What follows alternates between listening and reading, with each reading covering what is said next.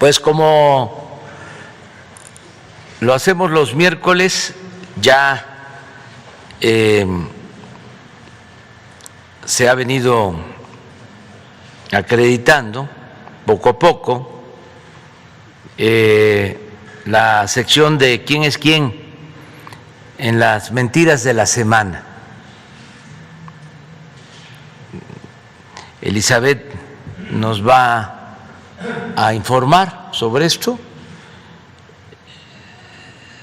No sobra decir que se hace esta acción, se lleva a cabo esta acción, porque es mucho el bombardeo de mentiras en los medios de información, de muchas noticias falsas, y es público y notorio que la mayoría de los medios de información están en una abierta campaña en contra de nosotros, de modo que hay que ir informando, ejerciendo el derecho de réplica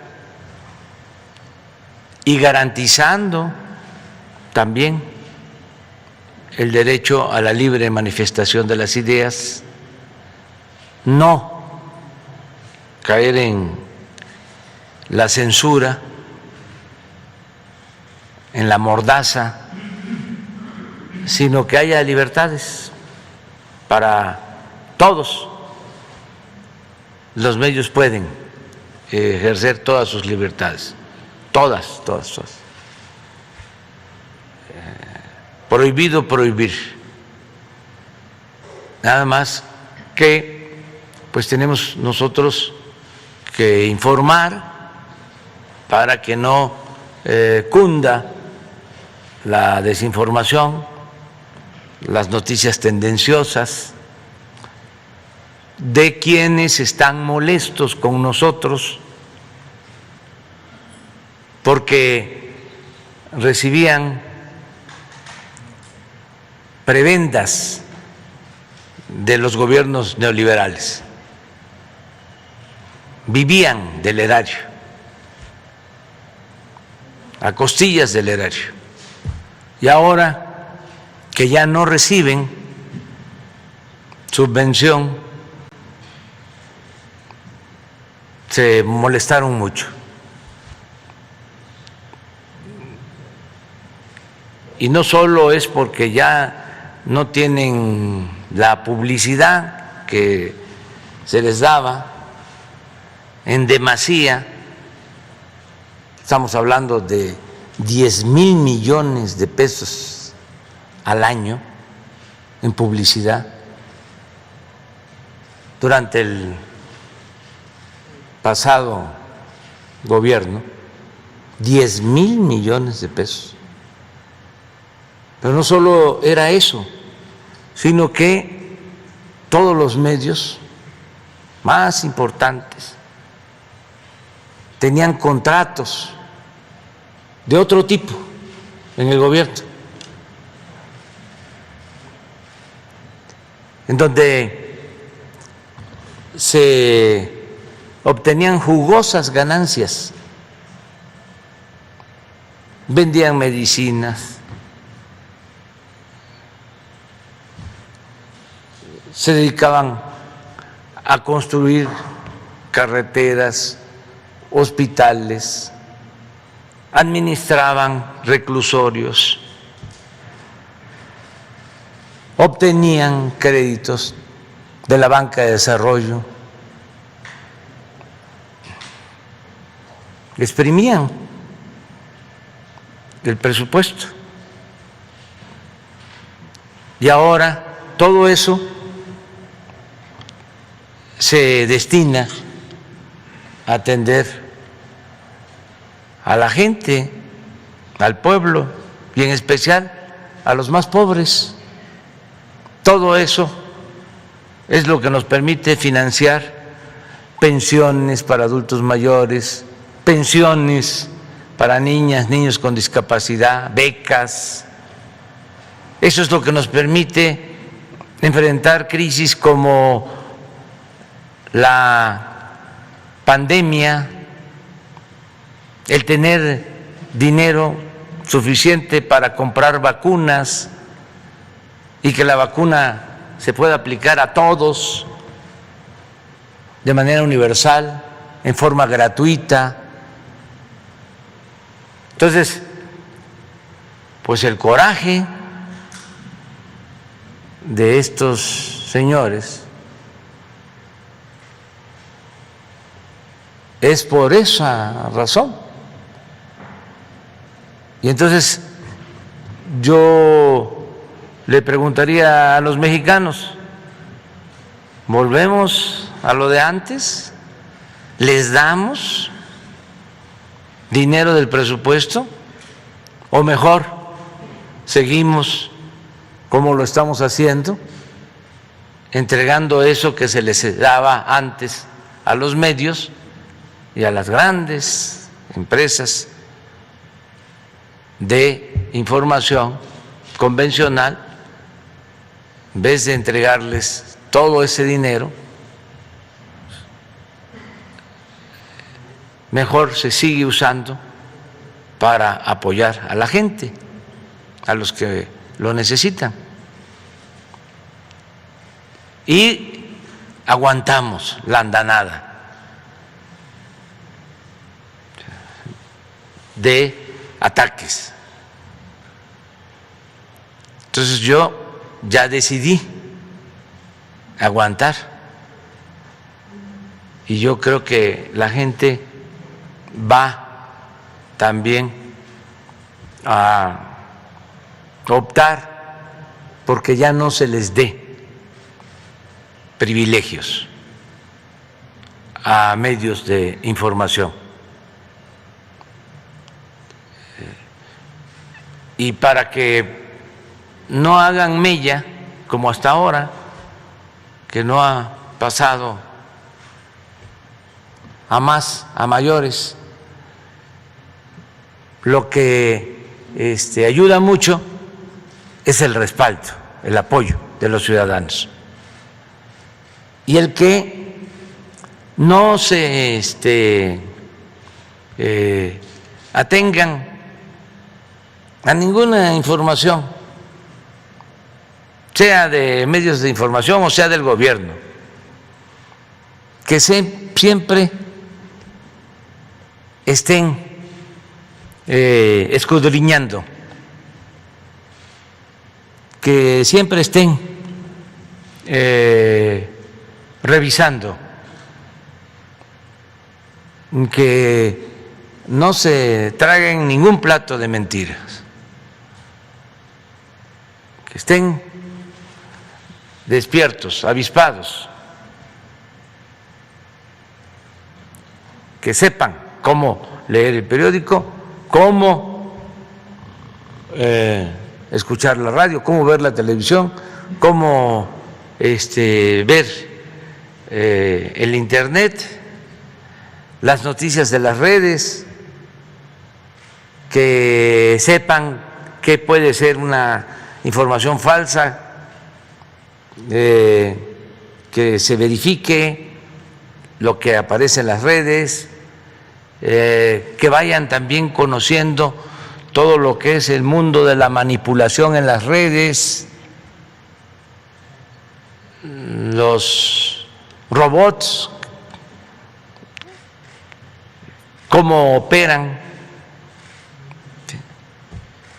cómo hay estrategas que manejan las redes sociales, no solo en México, en el mundo. Todo esto que acaba de pasar con relación a Cuba, todo este despliegue de información bien inducido, nada espontáneo. Entonces, tenemos mucho que aprender y además algo que es fundamental, el que todos ayudemos a informar a los jóvenes, porque están muy indefensos. Ahora, con el encierro por la pandemia, estuvieron muy expuestos a contenidos tóxicos, y es la formación de las nuevas generaciones. Y tenemos que plantearnos entre todos el qué hacer, porque sin duda hay toda una campaña tendenciosa de enajenar a la juventud.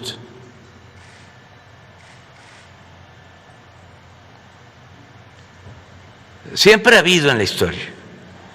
¿Se acuerdan ustedes en nuestra generación, cuando empieza a tener influencia la televisión, se analiza el fenómeno y se genera un debate interesante sobre el papel de los medios electrónicos, el control masivo de los medios,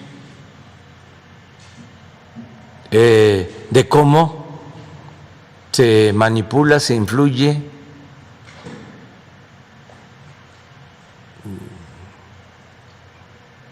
en palabras de Borges,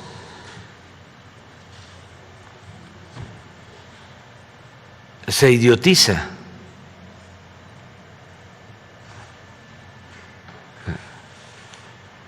Pero lo que estamos viviendo ahora es distinto.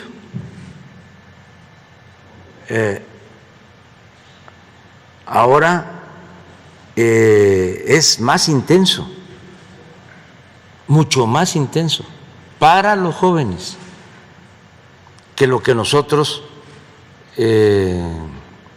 padecimos o enfrentamos.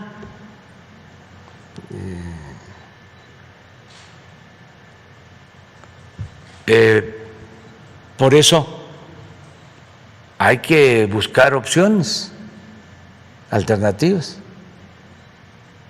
Todos lo vemos en nuestras casas,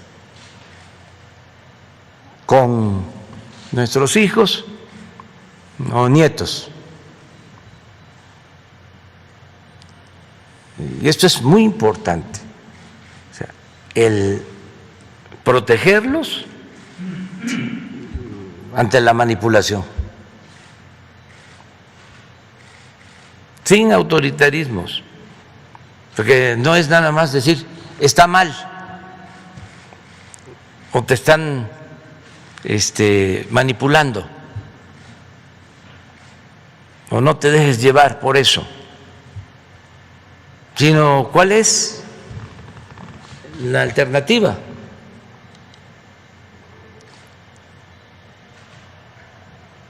¿Cuál es el modelo a seguir? ¿Cómo se informa? Claro, es muy importante el fortalecer los valores,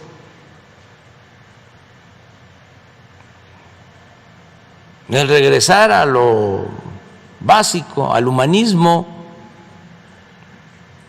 y para eso la familia,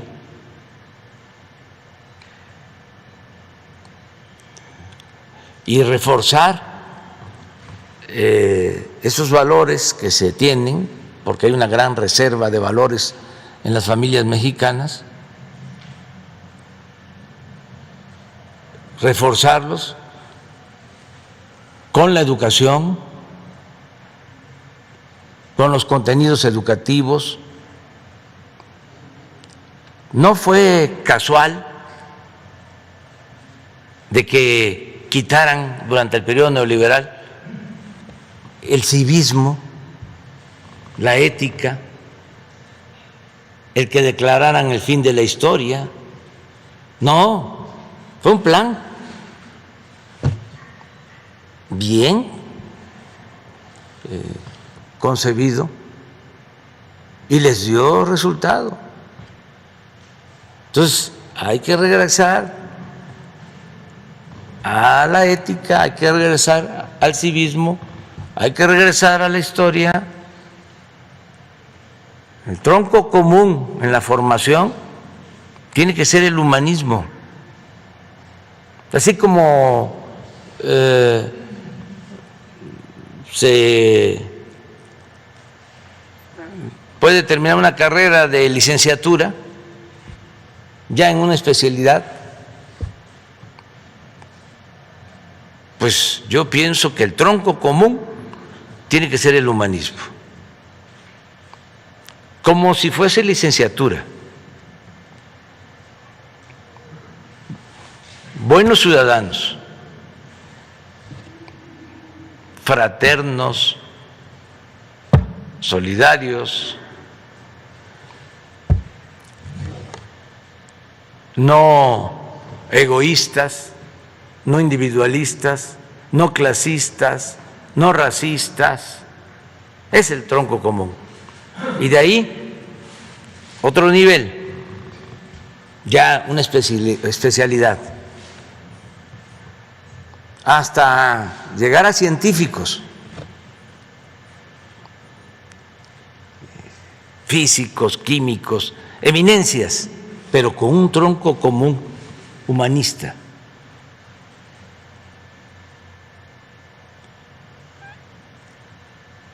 Y en esto también apoyarnos mucho con los medios de información, los que quieran contribuir, porque no todos los medios están entregados por entero a la mentira y al mercantilismo. Sí hay en medios de información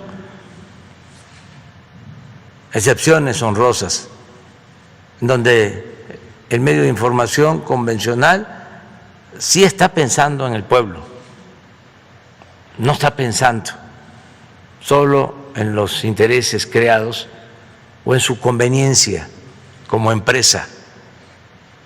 Sí piensan en los ciudadanos. Y lo otro es apoyarnos también mucho en las redes sociales, no abandonar ese terreno, ese campo de las redes sociales. De ahí hay que estar informando y formando. Y en las conferencias, ni en los discursos en las plazas públicas, y en todos lados, moralizar, purificar la vida pública, humanizarnos cada vez más, porque eso nos va a ayudar mucho. Eso es lo que permite vivir en una sociedad mejor, empezando por el círculo más cercano a nosotros, la familia. Trabajar en eso. Cuando se elaboró la guía ética para la transformación,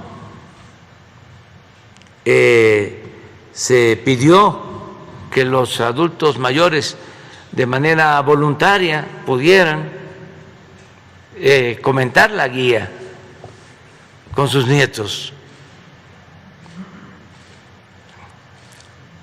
crear un círculo de estudio, de análisis, de reflexión sobre la guía ética para la transformación y reafirmar valores morales, culturales, espirituales, porque fue tremendo lo que sucedió durante el periodo neoliberal. Apostaron a destruir valores, a que todo fuese materialismo, que todo fuese el dinero. Y fíjense, diseñaron un modelo mundial para fraccionar las necesidades, demandas del pueblo.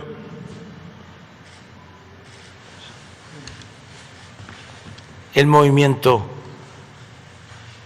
ambientalista, derechos humanos, la diversidad sexual, la defensa de los animales, un abanico de demandas y de causas a defender.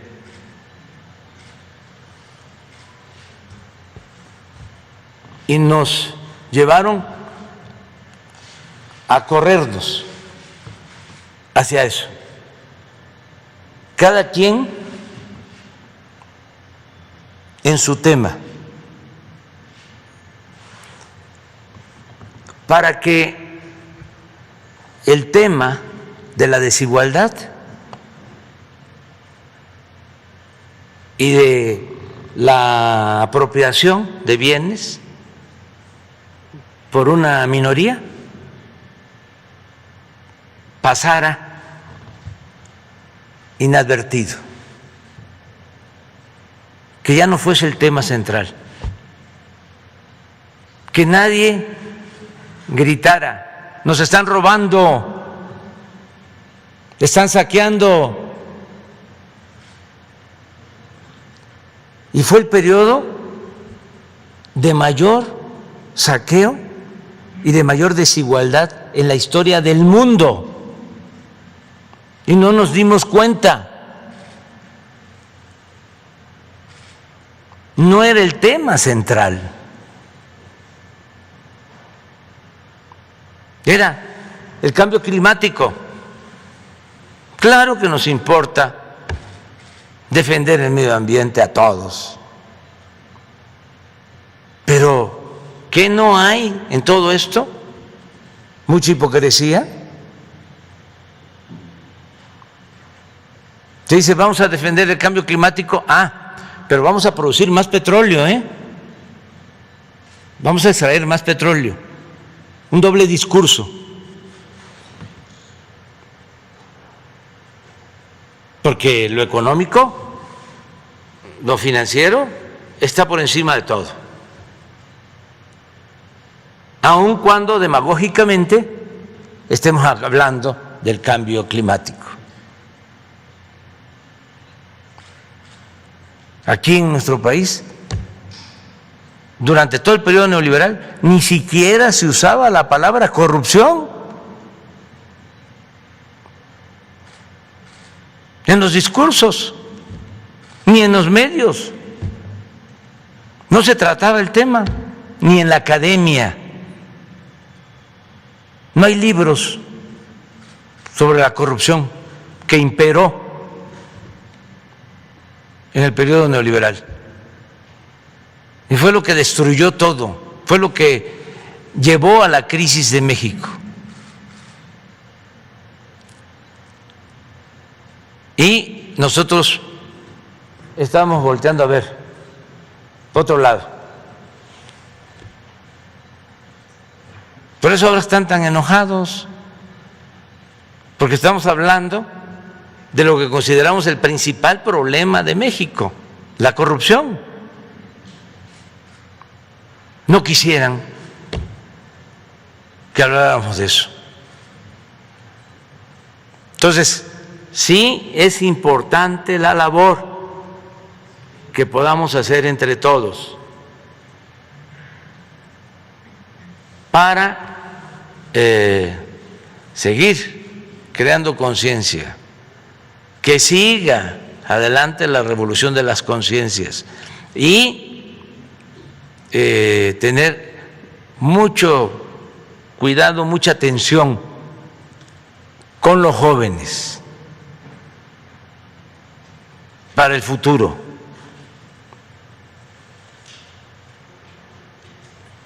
Porque ya se padeció demasiado durante el periodo neoliberal. Entonces hay que inventar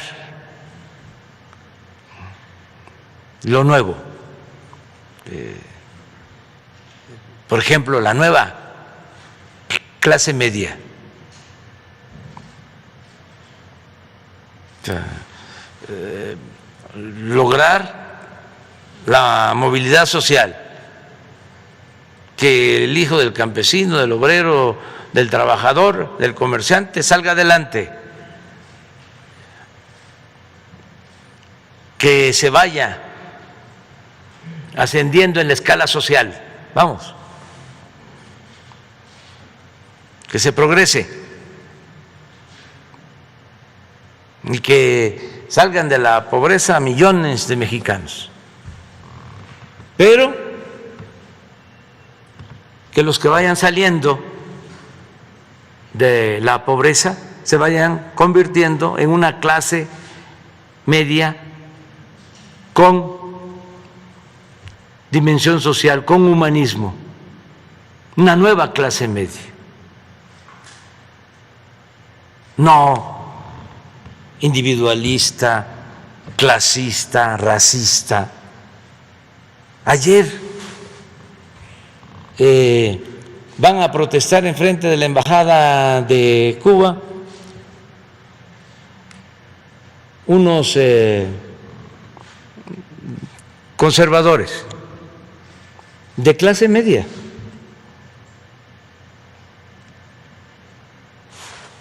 que se hacen pasar o son defensores de derechos humanos.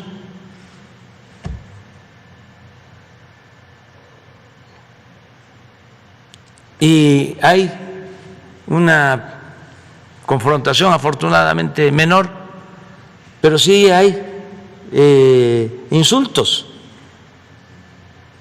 Entonces, uno de los participantes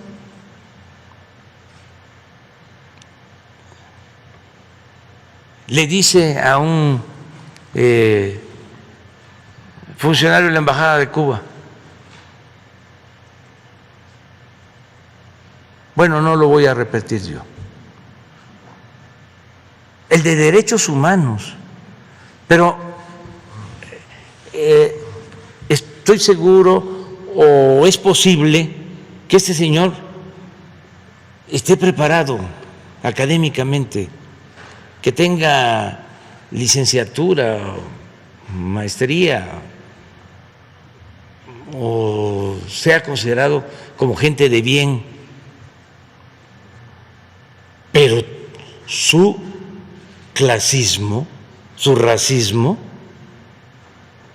lo trae a flor de piel, pero no es el caso. Es un comportamiento general.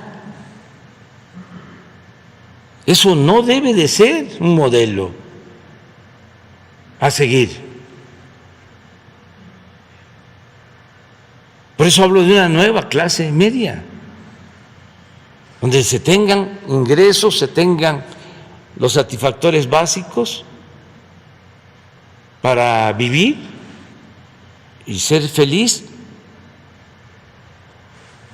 con solidaridad, con fraternidad, con respeto, con moral, con ética. Ese es el ideal para vivir en una sociedad mejor. No puedes poner el incidente de ayer. Todo esto, yo ofrezco disculpa a ustedes, ¿no? Pero no olviden que yo tengo como tarea hablarle a mucha gente. Siempre lo he hecho, llevo años así, predicando pueblo por pueblo. Pues ahora que tenemos esta posibilidad con esta conferencia, que nos ven muchos, pues hay que hablar del tema, hay que poner el tema a debate, aunque se esté en contra, pero esto es lo que importa para que podamos vivir mejor. ¿Lo tienen?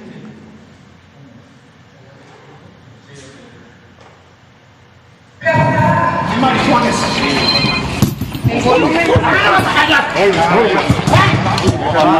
¡No me toques, maricón! ¡No me toques! ¡No me toques! ¡Está muerto el maricón!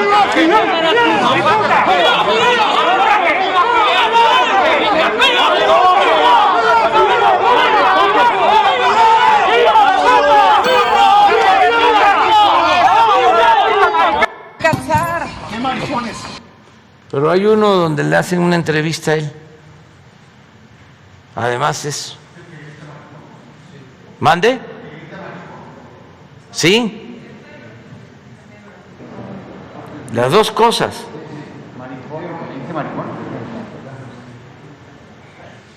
México están saliendo a agredirnos y a golpearnos. El guardia negro que estaba ahí me empujó en territorio mexicano. Ahí estamos. Entonces, tenemos un y es problema derechos porque humanos. Estamos en Cuba y que pueden venir aquí a reprimir a los... Presidente de la Comisión Mexicana de Derechos Humanos. Pero no sabe lo que dice, porque es una formación y no es él solamente. A eso es a lo que me refiero cuando hablo de la necesidad de un cambio de mentalidad. Y ya en personas mayores ya es muy difícil que se den los cambios. Lo único que se logra es que se queden callados, pero la mentalidad está ahí. Nada más por cuestiones de hipocresía no lo externan, pero a la primera les brota, les sale. Entonces, ¿cómo le hacemos con los jóvenes para que no se actúe de esta manera? Y lo que están recibiendo de información, pues va en este sentido.